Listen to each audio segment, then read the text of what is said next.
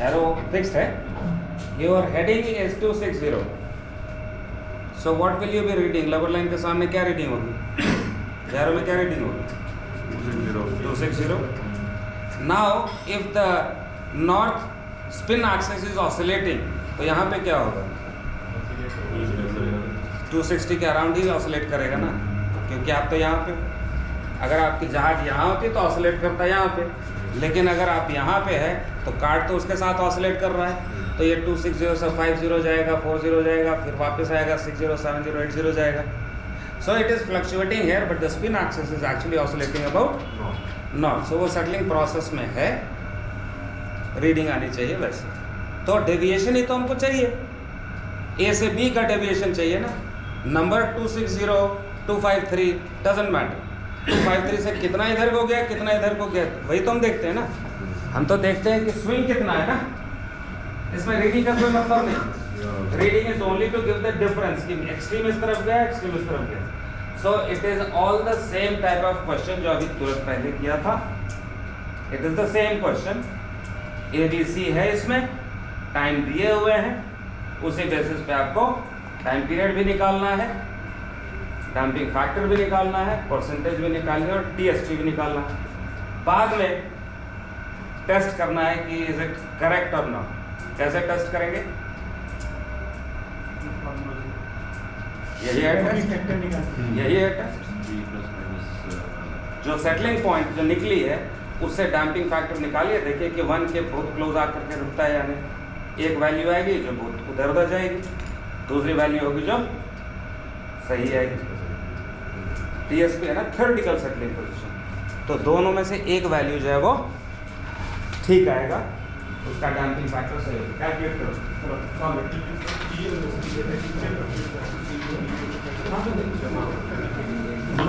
Spin axis जहाज की heading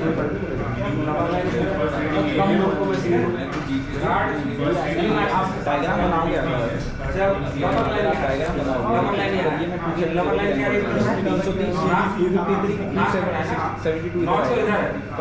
spin axis इधर है, नॉर्थ इधर है. स्पिन एक्सिस यहाँ है, डबल लाइन यहाँ है, डबल लाइन पे ये अभी नाप देख रहा है. जब स्पिन एक्सिस इधर को जाएगा तो साथ में कार्ड इधर को जाएगा. डायग्राम में सबसे बैठेगा. ये क्या रेट कर रहा है? जब इधर को जाएगा तो ये हो जाएगा, कार्ड इसके साथ फिक्स है, तो ये इधर को रेट करेगा. नाप के आसपास इधर को नॉन की तरफ होगा, जिसके आसपास है उसको हेड बनाओ. हाँ ऑफ कोर्स. आप तो वही देखते हो, स्पिन एक्सिस को थोड़ी देखते हो. आप तो यहाँ खड़े होकर देखते हो ना कि फ्लक्चुएट कर रहा है ऐसा. आप तो स्टीयरिंग कॉलम के सामने यहाँ खड़े हो, कार्ड एक बार इधर को जा रही है, एक बार इधर को जा रही है. अगर नॉर्थ पे होते तो 0 से ऑसिलेट कर रहा होता. आप 45 पे रहोगे तो 45 पे ऑसिलेट करेगा. अगर यहाँ रहोगे, ये हमेशा उधर ही कर रहा है, ये वही कर रहा है. आपकी लवर लाइन जहाँ पे रहेगी उस पर आप ऑसिलेशंस को देखोगे. आ रही बात समझ में? और नहीं तो बोलो ड्राइंग फिर से बनाओ.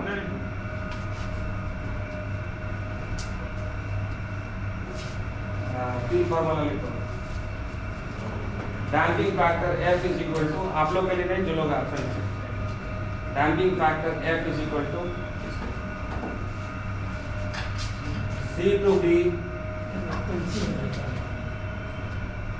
C टू B या B टू C, कुछ भी बोलो, divided by B to A. Next, damping percentage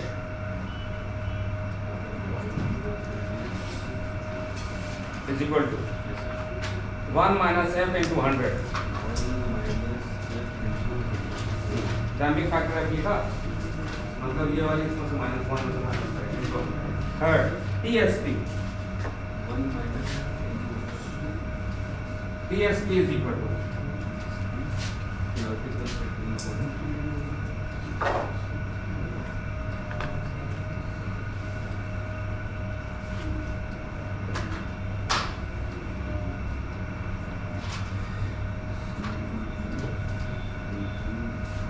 एक्विलर सही है ना? ये साइन C माइनस सही है, ऊपर मल्टीप्लाई नीचे प्लस. ठीक. सो TSP विद इन ब्रैकेट नीचे में लिखिए थ्योरेटिकल सेटलिंग पोजीशन। तो ये सिर्फ 1 minus f by 100 होगी। 1 minus f multiplied by 100.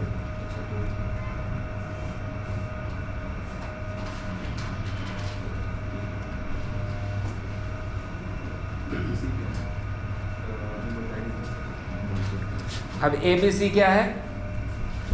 3 readings हैं। जब सेटल होता है, अच्छा ज़्यादा नहीं बोलता हूँ मैं, आप सिर्फ पढ़ो ही, कुछ तो आइडिया लगेगा। जो लोग आप सुनते हैं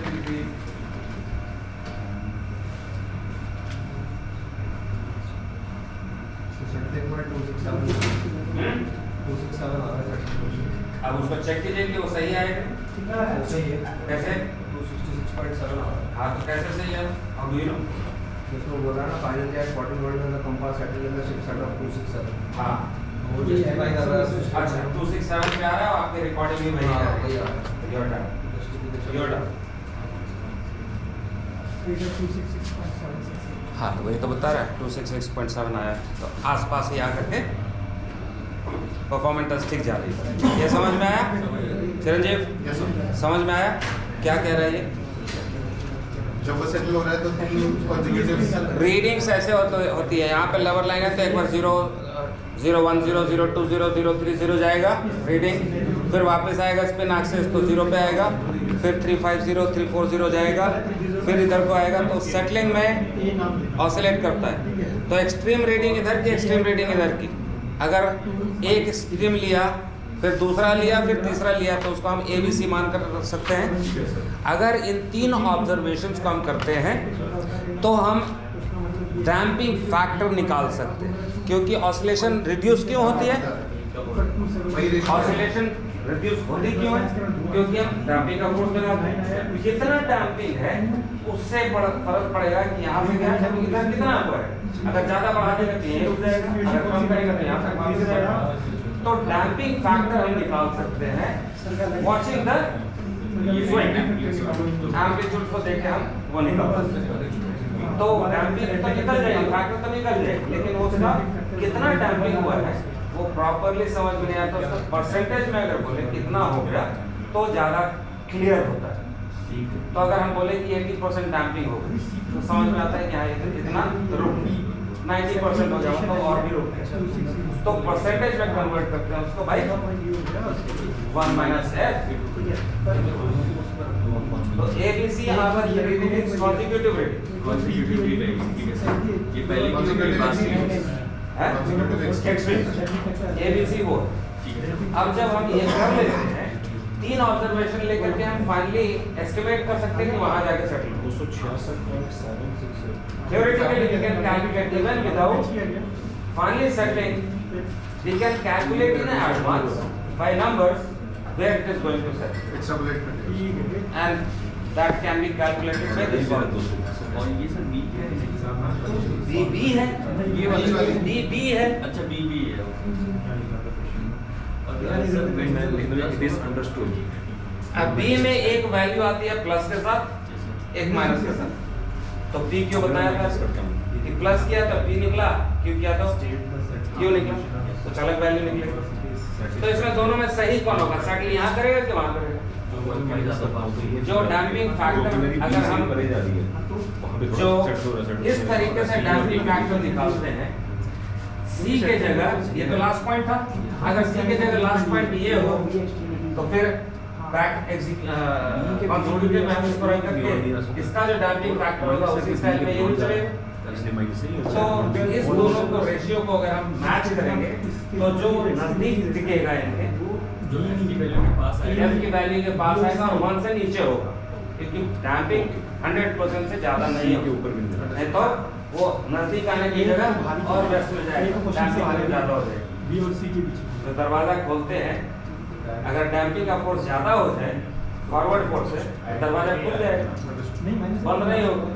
बंद होता है इसलिए कि हम डैम्पिंग लगाते हैं और कमजोर रहता है तो वो धीरे धीरे करके दरवाज़ा बंद होता है। अगर ये फोर्स ज़्यादा लगा दिया तो और खुल जाए। So damping cannot be more than 100%. So the value of F which is coming close to 1 or less than 1 is the correct answer. Sir DSP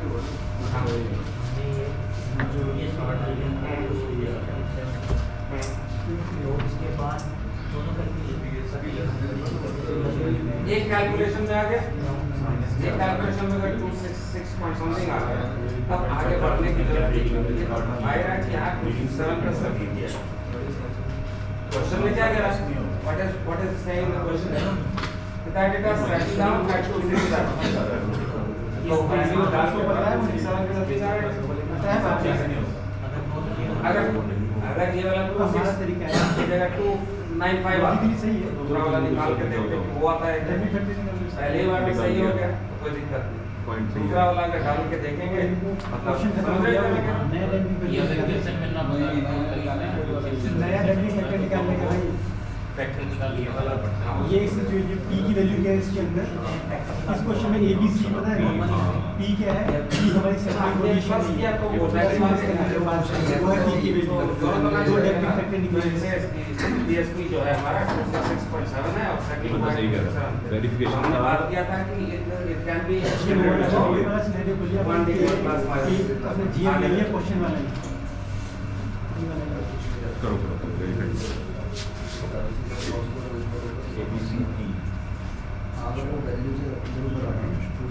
within an accuracy of last line 1 degree तो 267 पे settle किया है, calculation से 266.7 आ रहा है तो it is with in that limit, 1 degree के नजदीक आ रहा है। क्वेश्चन में ठीक है? ये हर क्वेश्चन में दिया होगा क्या सेटल फाइनली किया 267 पे नहीं फिर तो सेटलिंग पॉइंट इसमें तो ना दिया हो हाँ इसमें नहीं गिवन 14 में नहीं गिवन और आगे और भी नहीं मिले। I want to escape from the verification हाँ मैं समझ रहा हूँ। Alright, you can take snapshots of these screens. These are your arsenal for practice. Different type of questions which may be asked. तो आपका जो रेफरेंस आएगा लगभग 2 मार्क्स की बेस पे है। लेस है एक मार्क्स से गया, दूसरे मार्क्स गया, फिर दूसरा मार्क्स टाइम पीरियड का डेफिनेशन क्या हुआ है? मोशन में टाइम पीरियड किसको बोलते हैं? कुछ बुक्स अच्छे लिखे टाइम पीरियड या वन साइड तो वन साइड यहाँ से मान लो स्टेटमेंट इसके लिए है फिर वापस आए एक सेकंड हो गया अब दोबारा यहाँ पहले यहाँ पे ये जो सेटिंग पोजीशन का C minus C to B into B to A ये और सी के बीच का टाइम वापस यहाँ पे इसका फिर एक ही फॉर्मूला रखते हैं क्यों मतलब रखते हैं 2 फॉर्मूले। Once you are done and relaxed, let me know.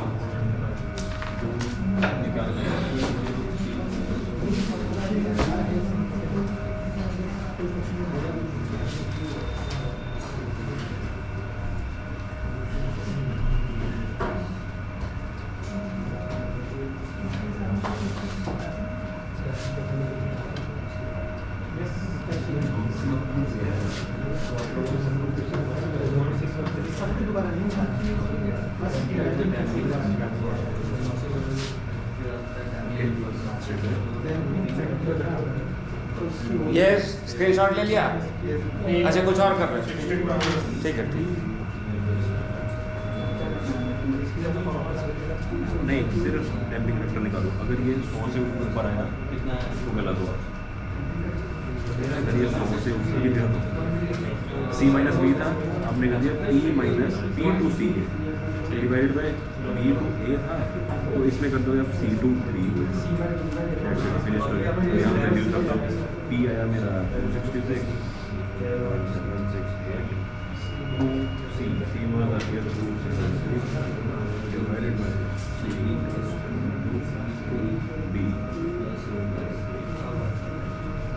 क्या कर रहे हो? 272 कहाँ क्या आ गया? वेरिफिकेशन कर रहा हूँ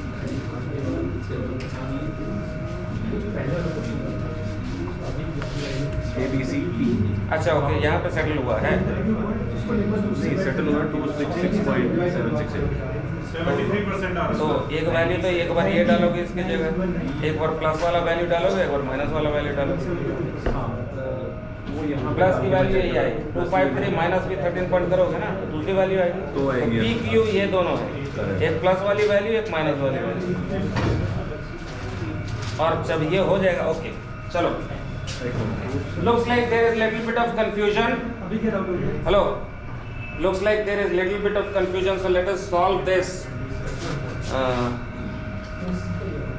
This one only we were doing. ये कर रहे थे किसके बाद वाला?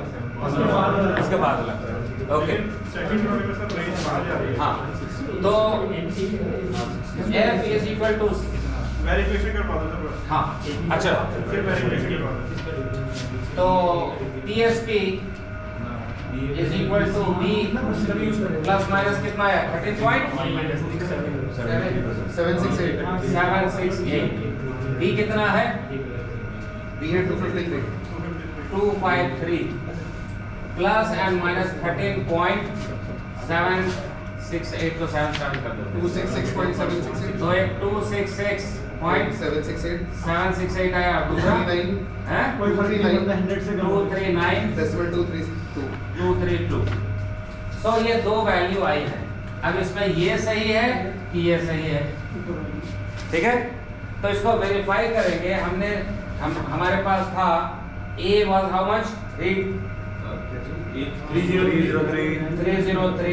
B 253 C 272 and X 266.76। तो इसकी जगह हम दो वैल्यू डालेंगे, एक डालेंगे 266.76 और दूसरी वैल्यू लेंगे 239.232। अब हम जानते हैं कि F is equal to C2B divided by B2 A। इसी के बेसिस पे we can also do, अगर इन तीनों को ले तो वही डैम्पिंग फैक्टर है। सो इसमें F is equal to X2C divided by C2 D। अब X की जगह एक बार वैल्यू डालो B ये वाली और दूसरी बार ये वाली, तो F निकल के आएगा कुछ। हाँ बंदना बोलो।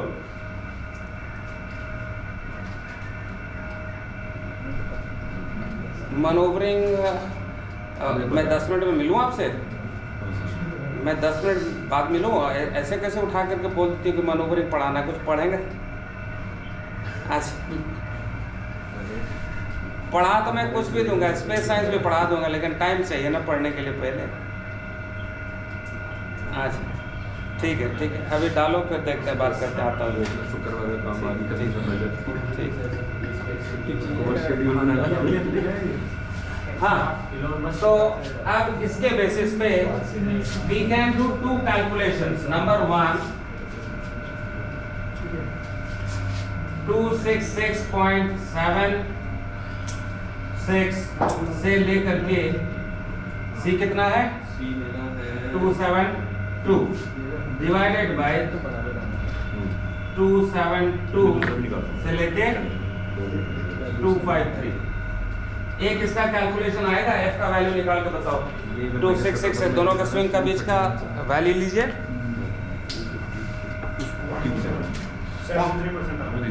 73% आ रहा है। So this gives you 73%। अब इसी के जगह दूसरा वैल्यू डालिए, इसकी जगह चेंज कर दीजिए दूसरी वैल्यू 239.232। अब इससे कीजिए, अब डैम्पिंग फैक्टर निकालिए। लेकिन सर एक चीज है, x की वैल्यू तो उससे b से बाहर जा रही है, कट जा रही है, दूसरी 239 है।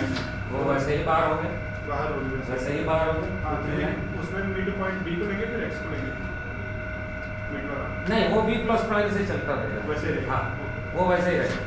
इससे वैल्यू चाहिए। तो अब सिर्फ F की वैल्यू निकाल लीजिए। तो ऐसे एक तो जो ये वैल्यू है, इनके बीच में ये होगा ना, सी और बी के बीच में, क्योंकि यहाँ से चली है इधर को गई है, उसके बाद तो यहीं बीच ही में आएगी ना, यहाँ पे तो जाकर के सेटल नहीं हो जाएगा। तो 239 is well away from all the readings, not possible. तो नेचुरली 266, तो एक तरीका ये है, उसको असर्टेन करने का तरीका दूसरा वो है कि एफ की वैल्यू निकाल लो कि कौन सा सही है। तो एक बार ट्राई करने के लिए वैल्यू निकाल लीजिए। तो माइनस तो कोई होता ही नहीं है, उसका मतलब दूसरा वाला गलत है। ओके ठीक है, दूसरे में माइनस आया, सबसे पहली बार माइनस आया मतलब हो ही नहीं सकता, 100% से ज़्यादा हो रही है, तो माइनस वैल्यू तो होएगा नहीं, डैम्पिंग या तो 100% होएगा, जीरो मतलब factor was coming 1.72, so when we calculated the damping percentage it is coming minus 0.7, Not which is not at all possible. Not possible. So ruled, so 267 ऐसे भी बोल रहा है क्वेश्चन कि 267 पे सेटल हो गया, तो एक वैल्यू 266 पे आ रही है तो वी आर गुड ना, Yeah. सामने सब कुछ दिया हुआ है, प्लेटर में सामने ला के रखा है कि भाई 267 पे हो गया, सही है क्या?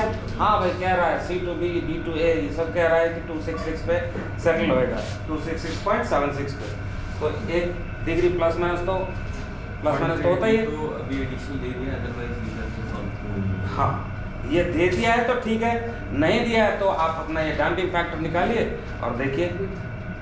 बहुत बार ऐसा हो सकता है कि प्लस माइनस सर जो दो इनिशियल एक्सट्रीम थे ए और बी, ए और बी और सी बी, वो कम होते जा रहे हैं, तो एनीवे उससे बाहर तो कभी भी नहीं आएगा। एग्जैक्ट, हाँ वही what Sukhvinder Singh was saying, वो भी सही है। मतलब मोस्ट बेसिक दूसरा तो वही तो हम बात कर रहे हैं कि यहाँ ए था, यहाँ बी था, यहाँ सी था, तो अब डी जो आएगा या एक्स आएगा वो तो भीतर ही आएगा, इसके नीचे ही आएगा। 239 तो वैसे ही रूल आउट हो गया। हाँ, तो that also is good enough. और प्रैक्टिकली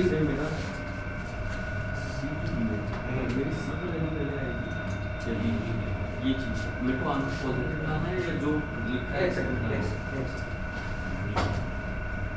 10 और 6 के 10 से 6 कितने दूर, कितना डिफरेंस है? 4 डिग्री, और 6 से 10 4 तो माइनस नहीं है ना। This is 2, this is 2 to 4. आप 10 से 6 जाओ या 6 से 10 जाओ, मिलेगा कितना? चार। तो स्विंग ही तो देख रहे हैं, तो C से B जाओ या B से C जाओ, माइनस स्विंग तो नहीं मिलेगा। कंपास रोज ज्वाइन कर रहे हैं, वो 2 है। आई बात समझ में? बात समझ आ गई। हम इसमें से इसमें माइनस नहीं कर रहे। वो डिफरेंस का सही it is not 303 minus 272 253। It is 2. ये स्विंग है, कितना डिग्री स्विंग किया? सर 6 समझ गए। ठीक है, आप 300 पे स्ट्रीम कर रहे हो, ठीक है ना? आपको ऑल्ट्रेशन बोला 20 डिग्री का ऑल्ट्रेशन कर दो, तो 300 माइनस 280 कर देंगे या -20 कर देंगे। कहने का मतलब ये कि स्विंग देखिए कि यहाँ था, यहाँ से मैक्सिमम कितना है, कितना हुआ? हाँ वो मैं समझ गया, तो अब मेरे को बस उतना ही, वो माइनस वैल्यूज में से माइनस नहीं। हाँ बोलो, बोल गया। नहीं, ये जो क्वेश्चन है ये प्रैक्टिकली तो हम लोग नहीं करेंगे ना। Practically? जैसे आपने समझाने की कोशिश करी थी, जो हार्डली 267 के अराउंड घूम रहा है, तो प्रैक्टिकली शिफ्ट तो ये नहीं कर रहे होते ना। प्रैक्टिकली यही हो, हम लोग नॉट अलाइन करके थोड़ी ना शुरू करते हैं। आप समझे नहीं? नहीं मैं समझ ये एक समझ सेकंड नहीं, जो बाकी क्वेश्चन है उसमें हम लोग एक्सेस को ट्रैक कर रहे हैं। इसमें भी एक्सिस को ही ट्रैक कर रहे हाँ, पर इनडायरेक्टली हैं, डायरेक्टली कर रहे हैं, पार्ट वही बताने की कोशिश कर रहे हैं। ये आपका स्पिन एक्सिस, सॉरी रोटर है, ये स्पिन एक्सिस है, इसके ऊपर में कार्ड लगी हुई है जिसमें 000 लिखा हुआ है, 180 है। आपकी जहाज अगर इधर हो तो रीडिंग क्या हो गया? 09। अब जब ये थोड़ा सा इधर को जाएगा ऐसे, तो ये क्या रीडिंग हो जाएगी? 10 डिग्री इधर को चला गया तो क्या रीडिंग हो जाएगी? 100 हो जाएगा। जब ये इधर को आ गया 10 डिग्री तो क्या रीडिंग हो जाएगी? 80। तो जब आप खड़े होकर के यहाँ पे वॉच कर रहे होंगे तो कैसा स्विंग दिखेगा? जो एक्सेस तो जो दिख रहा है वो दिख रहा है, 80 से 100 स्विंग हो रहा है। स्पिन एक्सिस क्या कर रहा है? वो अपने नॉर्थ पे नाच रहा है, आपको दिख रहा है यहाँ पे ये, क्योंकि आपकी हेडिंग वो है। Gate my point? Yes, sir. सो आप अगर इस हेडिंग पे हैं तो ये 180 के आसपास में ऑसिलेट करेगा। अगर आप इस हेडिंग पे हैं तो 045 के आसपास ऑसिलेट करेगा। अगर आप इस हेडिंग पे हैं तो 220 के आसपास ऑसिलेट करेगा। लेकिन all the cases it is fluctuating about Yes, sir. Not. पर वो ट्रू नॉट में पता नहीं है। एनीवे पता नहीं है। हाँ, तो कहाँ जाके सेटल करेगा? वही निकाल लेंगे। वो यहाँ पे जाकर के ये सेटल कर रहा है। अब इसमें कुछ एरर है नहीं है वो सब अलग की बात है। पर फिर इसमें एक और हो गया सर, जहाज बंधा होना चाहिए। क्या चीज? Ships should be stationary to take these observations. Of course. Anchor पे नहीं हो सकता है। Of course. एंकर पे हो सकता है। नहीं, वो सेटल होता रहेगा लेकिन नहीं, वो ये गलत हो जाएगा। एंकर पे ले दे के हो जाता है, क्योंकि अब एंकर पे डांस तो नहीं करती है जहाज, थोड़ा बहुत स्विंग होता है तो वो थोड़ा बहुत मिला के हो नहीं, जाता है। मैं बोल रहा हूँ ये ऑब्जर्वेशंस हम लोग नहीं कर सकते। क्यों नहीं कर सकते? हर ऑब्जर्वेशन में एरर आ जाएगा जब भी डबल लाइन मूव करते हैं। आइडियली हाँ, आप अगर टेक्नीशियन बुलाओ वहाँ पे जब आप जनरली बर्थिंग के बाद ही बुलाओ टेक्नीशियन। एंकर पे मत बुलाओ। कोशिश करिए एंकर पे मत बुलाइए। अगर आप ब्रेक वाटर में हैं तो आप बुला सकते हैं। हाँ, अगर कंफाइंड एरियाज में है, कंफाइंड वाटर में है, जहाँ पे स्विंग वगैरह नहीं हो रही, खूब खुला विंड नहीं है, खूब करंट्स नहीं है, तो वहाँ कर सकते हैं। क्योंकि एक बार डार्क सेटल जब हो जाता है, उसको क्या बोलते हैं, एंकर जब ब्रॉट अप हो जाता है, उसके बाद जहाज ले देकर सेटल हो जाती है, स्विंग नहीं करती अनलेस के we are outside in the sea. अगर बाहर में एंकर किया था तो खूब इधर से उधर नाचता रहेगा, लेकिन अगर एनक्लोज एरिया में है तो स्विंग नहीं करेगा, वहाँ कर सकते हैं। टेक्नीशियंस आते हैं बहुत बार एंकर पे सर्विस करके जाते हैं, बहुत बार जेटी पे जेटी पे आ जाते हैं। पायलट को बोल दो कि मैं जा रहा हूँ पहले मैग्नेटिक से करूँगा। अगर पायलट अच्छा होगा वो मानेगा। मेरे साथ हुआ एक बार यहाँ जवाहरलाल नेहरू पोर्ट ट्रस्ट, माना उसने किया 16 महीनों में। नहीं, मैं बात सिर्फ मैग्नेटिक पे लेके ऑब्जर्वेशंस ही कर रहा हूँ। सेटल तो वो कहीं पे भी होगा। हाँ, बस अभी इतना दिमाग खराब करके कोई फायदा है नहीं। 45 हो अभी 2 क्लास लगातार थे। What I want you to see is take a reading of this. अभी ऊपर में देखिए, ये कैप्टन यशकांत का द क्वेश्चन ऊपर में लिखा हुआ है, in latitude 25.0 degrees south, spin axis of free gyroscope is positioned south 40 east and horizontal. Find out the tilt after 6 hours. घबराइए नहीं, पहले रीड कीजिए आराम से। जो कह रहा है उसको इमेजिन कीजिए। मतलब latitude is 25 degree south, free gyroscope का एक्सिस जो है it is in position south 40 east, ठीक है। मतलब उसका एजिमुथ एंगल जो है वो 40 degree and tilt wise how much, horizontal, ठीक है। तो this is the starting condition कि उसका एक एजिमुथ एंगल है और एक टिल्ट एंगल है। किसका? अगर ये इस कंडीशन में है तो जरूर उस डायरेक्शन में एक जायरो स्टार है। 6 घंटे बाद जायरो स्टार कहाँ जाएगा बताओ? स्पिन एक्सिस छोड़ दो, आप अपना नेविगेशन करके बताओ कि वो 6 घंटे बाद कहाँ पे होगा स्टार? वहीं होगा। ये अर्थ के अपनी मोशन के हिसाब से तो ऊपर उड़ जाएगा ना। आपके ऑब्जर्वेशन पॉइंट से स्टार वहीं रहेगा। मोशन के हिसाब से तो ऊपर उड़ जाएगा ना वो। चेंज ऑफ सेलेस्टियल स्फीयर में तो वही होगा, लेकिन यहाँ आपके अर्थ पे तो दूसरी जगह दिखेगा, क्योंकि आप तो घूम रहे हो ना, नाच रहे हो ना। नया एंगल सेट निकालना भाई। तो जहाँ पे जायरो स्टार होगा उसका एक ऑल्टीट्यूड होगा, वही इसका टिल्ट होगा। उसका एजिमुथ एंगल होगा जायरो स्टार का, वही इसका एजिमुथ एंगल होगा। स्टार आप PZX ट्रायंगल से सॉल्व करते हो, वही करो यहाँ भी। कैसे करेंगे? तो you can take a look at the solution. PZX triangle बन गया। Find out that everything is explained of the question in this diagram. Latitude दिया हुआ z क्या है? 25 डिग्री। है ना, साउथ। अगर वो साउथ है तो पोल ऊपर में दिख रहा है, नीचे पोल दिख रहा है। ये इक्वेटर है, यहाँ पे 25 डिग्री नीचे आप हैं और 90 डिग्री पे पोल है।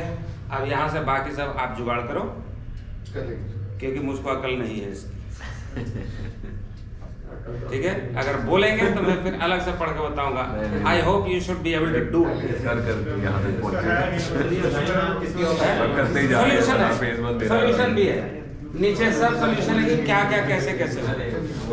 फोटो मत खींचो, फोटो मत खींचो, पूरी डॉक्यूमेंट भेजूंगा।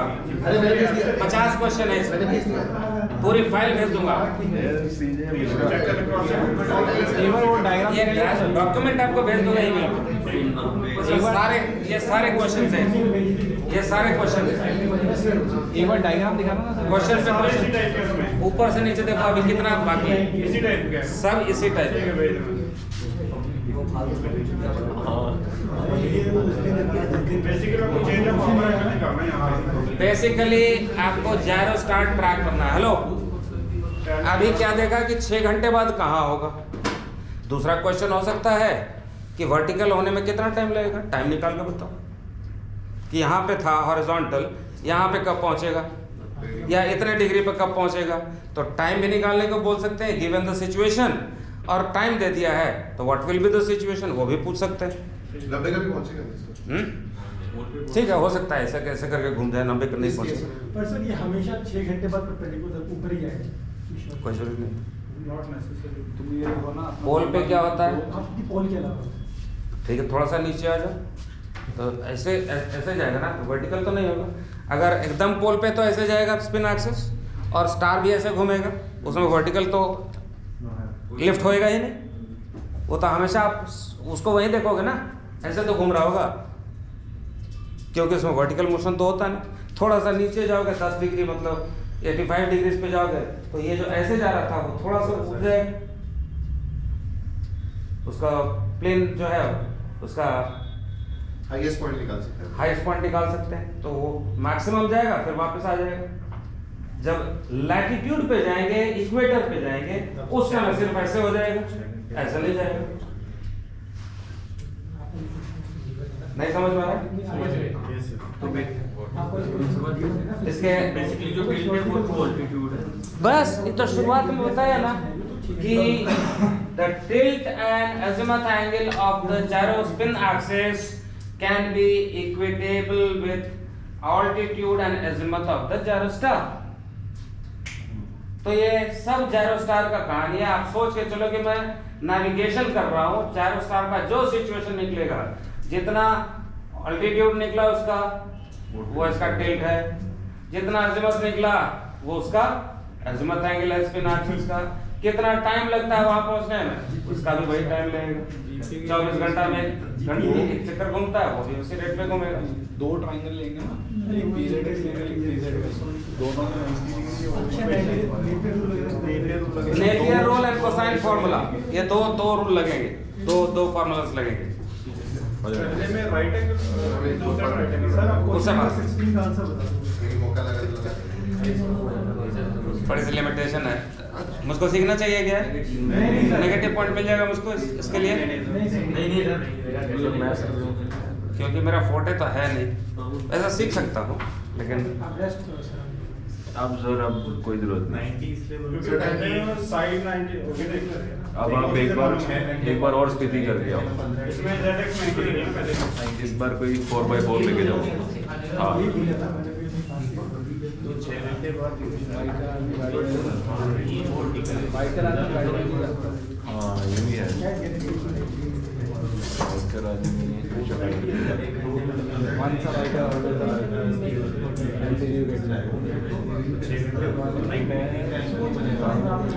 तुम लोग पंखा क्यों नहीं चला रहे हो? क्योंकि अभी तक एसी चल रहा था, बत्ती साहब ने एसी बंद करवा दिया। सर आप ये फाइल क्यों भेज रहे हैं? भेज रहा हूँ, मैंने भेज दी। ठीक है सर, मिल गया। Same file. हाँ ये नेट पे अवेलेबल है, मैंने उससे डाउनलोड ही किया होगा। 17 पेजेस है सर, एक बार बस कर है 17